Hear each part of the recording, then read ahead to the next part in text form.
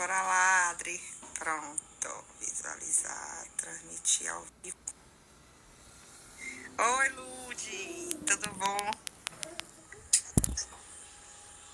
Agora foi. Aê, agora sim, estamos nós duas. Pessoal, então agora finalmente vamos conversar, né? Hoje a gente vai fazer uma live, né, com essa grande médica. Eu sou Emanuela Pimenta, CRM 19526, sou médica reumatologista e diretora da Clínica Ibis, e hoje quem vai falar pra gente é a Adriana. Ela é gastroenterologista especializada em doença inflamatória intestinal. A formação dela é pela USP, né? Doutoras também pela USP e coordenadora do serviço de pesquisa do Grupo de Doença Inflamatória Intestinal do Brasil, GDIB. E aí ela vai falar um pouquinho hoje sobre o coronavírus, né, em pacientes com doença inflamatória intestinal, no contexto de doença inflamatória intestinal. Vamos lá, Adri. Olá, pessoal, boa noite. Para quem não me conhece, sou Adriana Ribas, como o Manu já apresentou. O objetivo dessa live hoje não é substituir nenhuma consulta que vocês vão ter. Na verdade, é orientação, é conversa, bate-papo, tá? Eu não sou infectologista, a gente, todos da área médica, estamos aprendendo a lidar com esse vírus que é novo, é uma doença nova pra gente, tá? Então, pode ser que muitas coisas que eu fale aqui daqui a um mês sejam diferentes. Então, eu vou tentar ser o mais objetiva possível. Vou fazer uma breve introdução sobre o vírus, né? Então, o coronavírus, ele se chama SARS-CoV-2, porque SARS do inglês é uma sigla para síndrome respiratória aguda grave. E outros vírus levam essa síndrome respiratória aguda grave, né?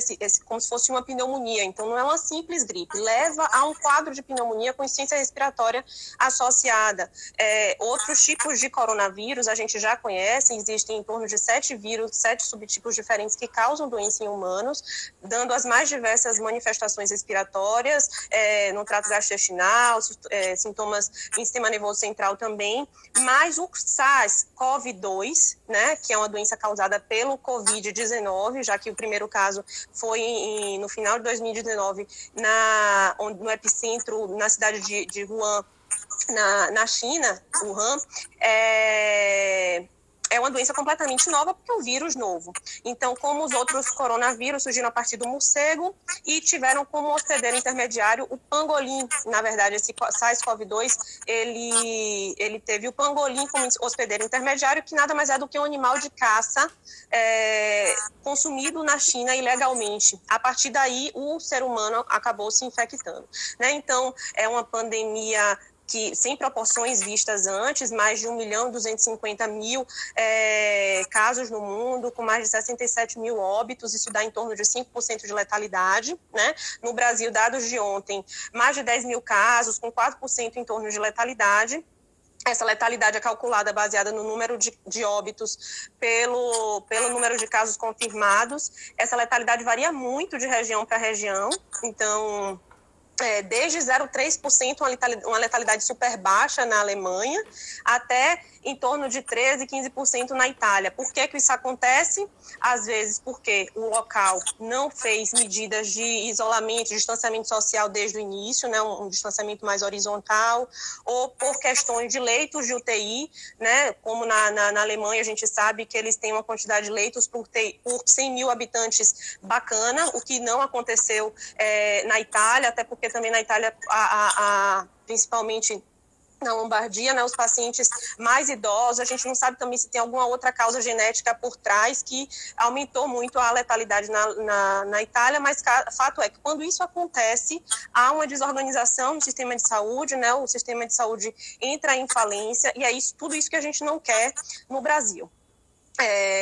Então, só para vocês terem uma ideia, nos Estados Unidos há em torno de 33 leitos por 100 mil habitantes, né, que é o primeiro lugar no mundo. O Brasil está com 25 leitos por 100 mil habitantes. Então, a gente não está tão atrás assim, eu acho que é quarto ou quinto, mas esses leitos de UTI, isso são divididos entre SUS e saúde suplementar, né, mas enfim, se a gente fizer as medidas conforme preconizadas pelo Ministério da Saúde, a gente consegue superar isso sim.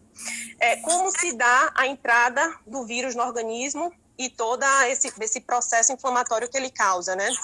Então, o vírus, ele tem uma série de proteínas. A mais importante delas, que é a proteína S, que vai se conectar a um receptor que a gente chama de enzima conversora da angiotensina 2. Esse receptor, que também é uma proteína, vai estar presente em algumas células do pulmão, né, células alveolares, principalmente por isso que o quadro de pneumonia é bem mais exuberante, mas esses receptores também vão estar presentes em células do trato gastrointestinal, em esôfago, em estômago, em duodeno, em intestino, principalmente ali no ilho terminal, que é a região mais distal do intestino delgado, do intestino fino, né? E por isso que pode levar sintomas no trato gastrointestinal. A partir daí, da entrada do vírus, processos inflamatórios são deflagrados, né? Na tentativa da gente combater esse vírus. Então, há uma tempestade de citocinas, as principais já estudadas no caso do coronavírus, do Covid-19 interleucina 6, interleucina 2R, TNF-alfa, que também é uma citocina super importante nas doenças inflamatórias intestinais, que rege a inflamação dessas doenças, né? E essa tempestade de citocinas vai levar a migração de leucócitos, migração de linfócitos para esse local onde o vírus está, na tentativa de barrar esse processo inflamatório, e daí vem todos os sintomas. Os principais sintomas, como vocês já estão cansados de saber: febre, tosse, falta de ar, né? A grande maioria, 80%, vão ter casos brandos ou até mesmo assintomáticos, mas importante é ressaltar que mesmo os assintomáticos vão estar transmitindo o vírus, né? O R0, que é a capacidade de cada indivíduo transmitir para outras pessoas, gira em torno de 3, então eu posso transmitir por mais 3 pacientes, mas a gente tem aqueles casos que transmitem para muito mais do que isso, né? Então, desses sintomas leves, a maioria vai ter sintomas leves, 80%. Em torno de 15%, sintomas moderados, que vai fazer o paciente procurar o serviço de saúde. Então, é uma falta de ar, é uma tosse que não conseguiu manejar, a febre, vai para o sistema de saúde, vai para o hospital, procura orientação. 5% dos pacientes vão ter um quadro mais grave. Aí, nesses casos, é que vai precisar de leito de terapia intensiva e, muito provavelmente, de intubação orotraqueal e ventilação mecânica. É importante ressaltar a transmissão. A transmissão pode acontecer por gotículas, né, ou transmissão de contato, são partículas maiores, mas também já é documentada a transmissão por aerosol. Para vocês terem ideia do que é o aerosol, são partículas menores do que 5 micrômetros, lembra do nebulizador que a gente tem em casa. O que é que o nebulizador faz? Ele aeroliza a medicação que a gente dá para o nosso filho, por exemplo, para que essa medicação, numa partícula bem pequenininha, consiga chegar lá no final do bronquíolo, não só na traqueia, mas ele vai lá para o bronquíolo e chega lá no alvéolo para ter sua ação. Então, são partículas bem pequenininhas que podem transmitir com muito mais facilidade. Então, se o paciente, por exemplo, tosse, há estudos que mostram que em torno de 1 a 2 metros de distância do paciente, o aerosol consegue se manter ali com partículas virais. Em torno de 3 horas, eles podem ficar suspensos no ambiente. Por isso que é muito importante profissionais de saúde que façam alguns tipos de procedimentos, como endoscopia digestiva alta, broncoscopia, aspiração, intubação orotraqueal, que são procedimentos que levam à geração de aerosol, né? É por isso que esses profissionais de saúde são orientados a ficarem com as máscaras N95 e conferem uma proteção maior à transmissão pelo vírus. Certo, mano? Pronto, então a gente vai começar agora, assim, vou direcionar um pouquinho, a Adriana vai falando e vocês vão interagindo, que intenção é essa, vocês vão perguntando e a gente vai respondendo também. Por que o coronavírus pode dar manifestação no trato gastrointestinal, Adriana? Por que isso pode acontecer? Como eu já havia falado, por conta dos receptores das enzimas conversoras de angiotensina, que estão presentes também esses receptores nos epitélios das células do trato gastrointestinal. Estômago, esôfago, duodeno e intestino delgado já foram bem documentados. Então, os sintomas principalmente são náuseas e vômitos, né, diarreia e dor abdominal. Não é tão comum, mas pode acontecer em até 10 a 15% dos pacientes, certo? Então, é importante que todo mundo saiba disso, porque entra no diagnóstico diferencial diante de uma pandemia, qualquer gastroenterite entra no diagnóstico diferencial COVID, sim.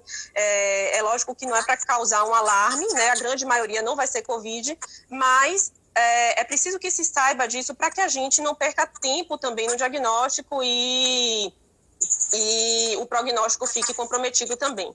O que a gente tem visto, mano, inclusive na pediatria, falei hoje com uma colega, que alguns casos de apendicite, por exemplo, já chegam bloqueados, já chegam com complicação fecal, peritonite, porque há um medo de ir para o serviço de saúde, de procurar o médico e tal, e aí fica manejando em casa. Então, o que a gente não quer também é isso. Procurem se informar, procurem redes de apoio, procurem associações, conversem com seus médicos, tenham contato dos seus médicos para que a gente consiga orientar melhor quem vai ou não para o hospital. E a gente não perca o time e evite complicações. Pronto. Quando existem esses casos de diarreia, são graves? São mais ou menos graves? Como é que se comporta isso? Certo. Em geral, são casos autolimitados, tá? Não é uma diarreia muito importante, a gente consegue manejar com sintomáticos, né? Nos pacientes ambulatoriais que estão manejando em casa, a gente pode fazer probiótico, sintomático, algumas medicações lentificadoras do trânsito, né? A racecadotril é uma delas que a gente consegue lentificar o trânsito sem oferecer um risco maior para o paciente. Sintomatologia, sintomáticos também para dor, para náuseas, a gente vai manejando isso, mas tem um subgrupo de pacientes, geralmente são pacientes com outras comorbidades, que o manejo tem que ser hospitalar. Também falei hoje com um colega, uma paciente super grave, internada lá no Hospital das Clínicas, com um quadro de enterite, uma diarreia profusa, que ela está precisando usar nutrição parenteral.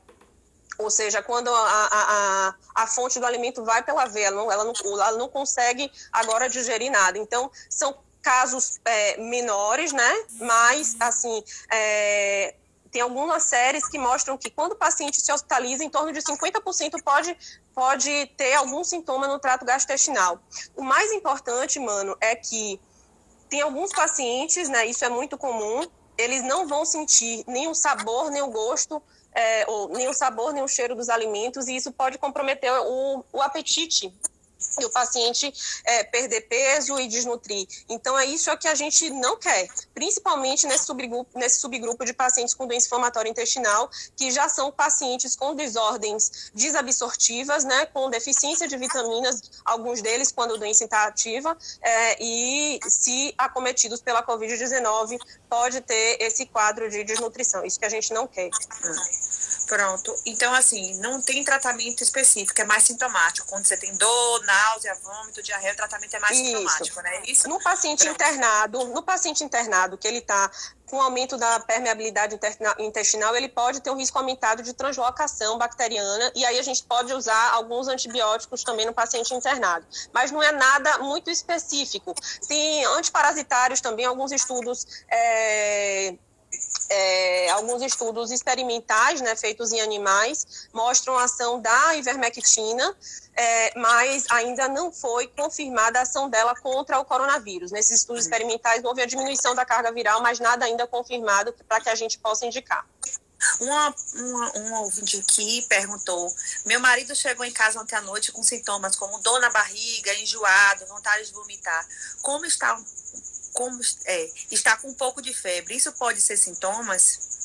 Como eu falei, qualquer quadro de gastroenterite entra no diagnóstico diferencial, Covid-19, já que a gente já tem a transmissão aqui no Brasil. Então, tem que ver a história exatamente dele. Ele tem usado máscara, ele tem se protegido, ele tem feito as medidas de higiene de forma adequada, lavagem de mãos, álcool gel, tem tido contato com aglomerações, como tem sido o risco desse paciente, né? Ele tem outras condições associadas, tem pressão alta, tem diabetes, é um paciente idoso, tem câncer ou não, esses são grupos de risco, né? Fuma ou não. Aí, a partir daí, a gente vai orientar esse paciente diferente, para procurar um serviço de saúde ou não, né? Vai testar o Covid ou não. Mas isso deve ser individualizado com o médico que acompanha ele. Isso foi a dúvida, foi de Alexandra, que trabalhava na recepção. Eu falei. Viu? Outra pergunta é: o que estão fazendo para poder tratar a desnutrição desses pacientes causada pelo coronavírus? Bom, a desnutrição depende do grau, né? Como eu falei, essa paciente que está grave em São Paulo, ela não está conseguindo se alimentar por boca nem por sonda nasointeral. Aí é nutrição parenteral, até enxugar esse processo inflamatório com as outras medicações. A gente não tem nenhuma terapia específica para o coronavírus até o momento. Agora, o Covid-19 não há na literatura dados robustos que indiquem que uma medicação é eficaz no controle disso. Então, a partir do momento que ela vai controlando esse processo inflamatório, a gente vai progredindo a dieta, com dieta interal e para depois a dieta por boca mesmo. Agora, nos pacientes que estão manejando a doença em casa, a gente, em algumas vezes, se tiver com a diarreia importante, tentar fazer os lentificadores de trânsito, probiótico pode ter algum papel, mas não tem nada confirmado, e algum suplemento alimentar pode ser orientado também para melhorar esse suporte nutricional do paciente. Mas não tem nada específico, assim, a vitamina D, a vitamina C. É lógico que nos pacientes com doença inflamatória que já estão usando vitamina D, ferro, a gente não retira, a gente mantém, principalmente nesse período. Agora, dizer que eu vou entrar agora com a vitamina D para evitar a contaminação, isso ainda não tem um respaldo científico importante. Mas é lógico, se o paciente tem uma deficiência de vitamina D, níveis menores do que 20, ou é idoso e está menor do que 30, a gente tem que repor. Outra pergunta: algum alimento ajuda a manter nossa imunidade? Eu acho que... Alimento específico, não. O que a gente orienta nesse período, pessoal, você vai ter que manter medidas de bem-estar geral. Então, primeiro, mantenha um certo equilíbrio emocional. Eu sei que a gente está mais de um mês parado em casa, é difícil a gente ter esse equilíbrio, né? Mas tente fazer um pouco de atividade física, tente pegar um solzinho que bate da janela, tente... se alimentar bem. Então, se você não gosta de cozinhar, tente despertar essa vontade durante essa quarentena, porque é importante a gente cuidar do nosso corpo e tudo começa pela boca. Então, ao invés de você encher sua despensa de alimentos industrializados e ultraprocessados, porque é o que é mais fácil da gente comer, né? São os salgadinhos, são os biscoitos recheados, são, enfim, os bolos industrializados, enfim, que são cheios de conservantes, de emulsificantes, de sódio, de gordura trans. Tente fazer uma dieta cada vez mais baseada no que vem da terra, legumes, verduras, frutas, certo? Uma ingesta controlada de açúcares, preferir carboidratos complexos, raízes, e é mais ou menos nessa linha que a gente vai. Não existe um alimento específico e milagroso. Uhum. É assim que você fortalece a imunidade. Qual o risco do paciente com doença inflamatória intestinal contrair o coronavírus? Essa é uma pergunta muito interessante, mano. Ainda não está claro, assim, qual o risco exato de cada paciente. A gente não sabe se aqueles pacientes que têm doença inflamatória intestinal e usam imunossupressores, se eles vão ter um quadro mais brando ou não, frente à tempestade de citocinas que eu havia falado lá atrás. Então, de alguma forma, esse paciente que está usando imunossupressor, ele consegue controlar essa hiperativação do sistema imunológico, e alguns estudos, por exemplo, saiu uma série super extensa de Wuhan falando que não houve casos entre os pacientes com doença inflamatória de Covid-19. Então, a gente ainda não sabe se é um fator de proteção ou não imunossupressão, mas a gente tem estratificado os pacientes, porque a gente já sabe de algumas coisas. O paciente que usa prednisona em altas doses, principalmente acima de 20 miligramas dia, e o paciente que está usando o tofacitinib, que é o inibidor do JAK, que tem uma ação importante nos linfócitos, e o paciente por Covid já faz uma linfopenia, uma baixa desses linfócitos, então poderia ser uma coisa, um fator agravante para esse paciente. A gente tem evitado. Esses dois grupos de pacientes são pacientes de alto risco, né? Pacientes em uso de imunossupressores, como azatioprina, pacientes em uso de terapia biológica, são risco moderado, né? Aqueles pacientes que estão com terapia combinada, com corticoide e biológico, com azatioprina e biológico, eles também são considerados aí de alto risco. E a gente conseguiu ter uma ideia do perfil de pacientes com doença inflamatória e COVID a partir de um registro internacional, que é o SECURE IBD. Então, no mundo já foram registrados em torno de 483 casos.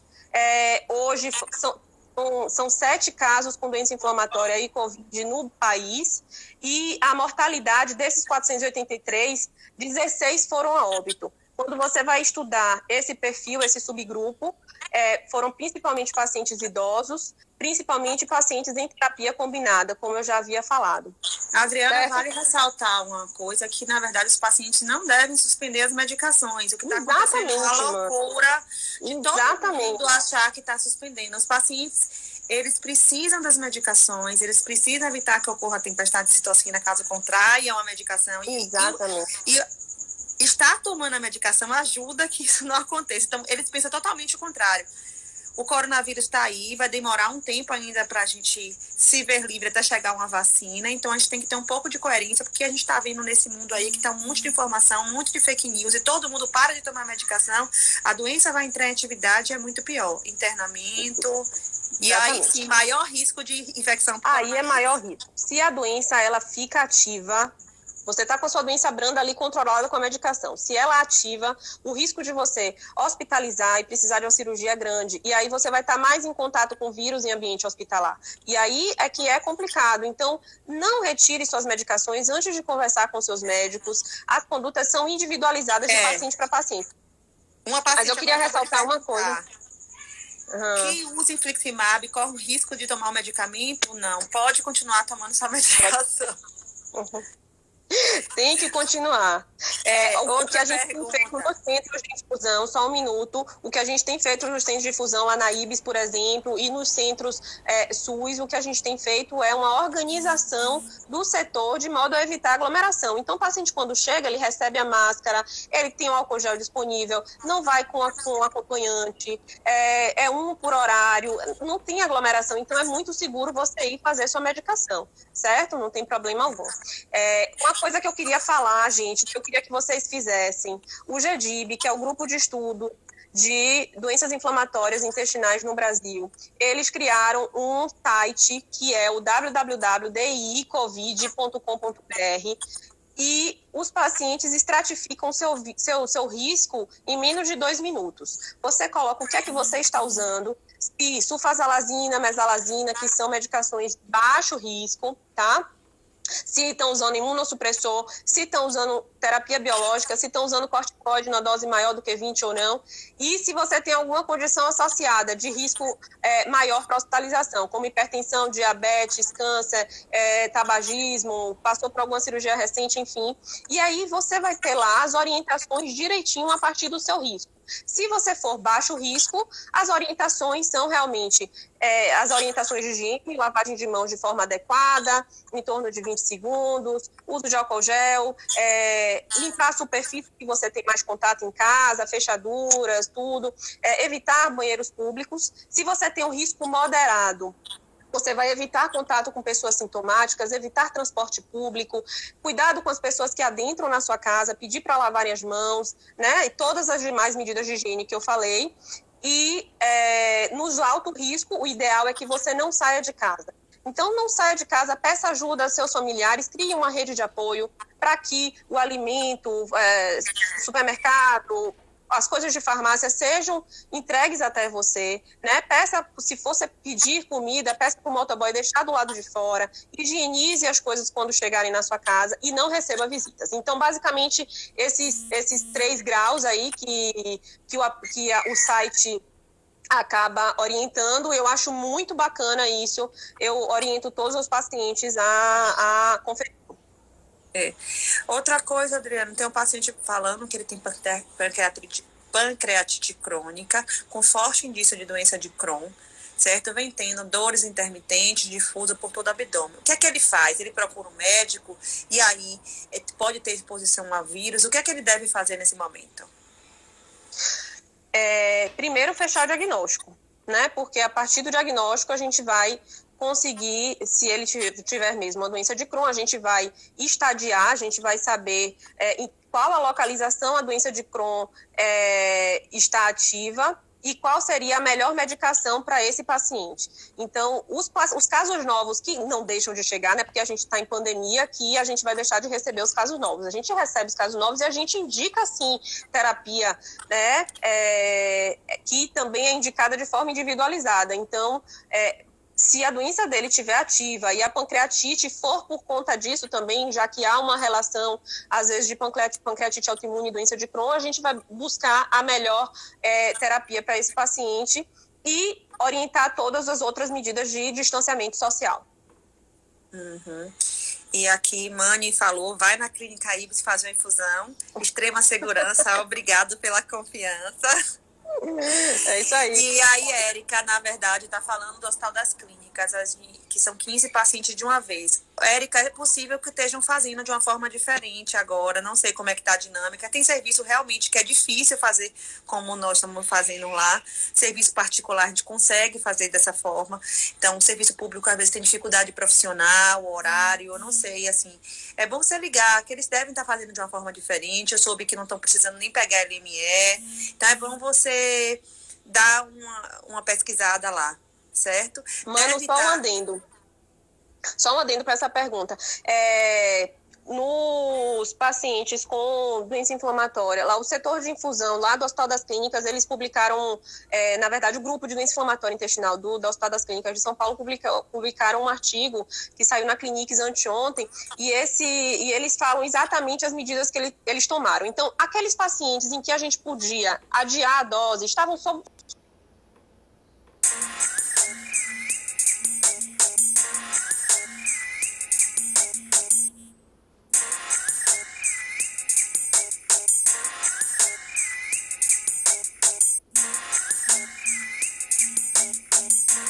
foram fazendo esse ajuste e conseguiram manter um horário para cada paciente, ficou uma forma mais organizada por lá. E o distanciamento das cadeiras também tem...